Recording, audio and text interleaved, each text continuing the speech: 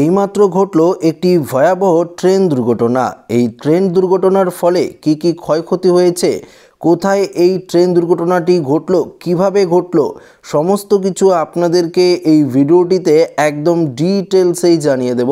তো অবশ্যই ভিডিওটিতে আপনারা প্রথম থেকেই শেষ পর্যন্ত সঙ্গে থাকবেন এবং নতুন হয়ে থাকলে চ্যানেলটিকে সাবস্ক্রাইব করবেন এবং পাশের দেওয়া বেল আইকনটিকেও প্রেস করবেন এই ধরনের লেটেস্ট ভিডিওর আপডেটগুলো সর্বপ্রথম সবার আগে পাওয়ার জন্য।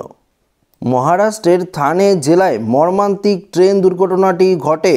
19 বছর বয়সী লোক এবং 17 বছর বয়সী দুই তরুণীর মৃত্যু ঘটে এই দুর্ঘটনায়।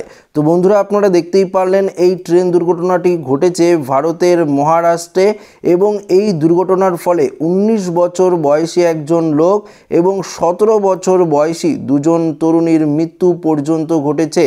একটি দূরপাল্লার ট্রেনের ধাক্কায় প্রাণ হারালেন তারা। তো বুঝতে পারছেন, দূরপাল্লার ট্রেনের ধাক্কাতেই কিন্তু এই দুর্ঘটনাটি ঘটেছে। স্থানীয় সূত্রে খবর, মুম্বাই কোঙ্কণ রুটে দীঘা ও নীলাজে স্টেশনের মাঝে কান্ডারি এক্সপ্রেস যখন পার হচ্ছিল তখনই ওই দুজনের মৃত্যু ঘটে। রেলওয়ে পুলিশ জিআরপির এক আধিকারিক জানিয়েছেন, রেল লাইনের কাছে ওই দুই তরুণীর মৃতদেহ পাওয়া গিয়েছে। রেল কর্তৃপক্ষ দুর্ঘটনায় মৃত্যুর মামলায় নথিভুক্ত করেছে এবং ঘটনাস্থলের আশেপাশের সমস্ত জায়গা খতিয়ে দেখেছে পুলিশ এবং জিআরপি ট্রেনের চালককে জিজ্ঞাসাবাদ করেন এবং জানানোর চেষ্টা চালাচ্ছে কিভাবে এই ঘটনাটি ঘটল।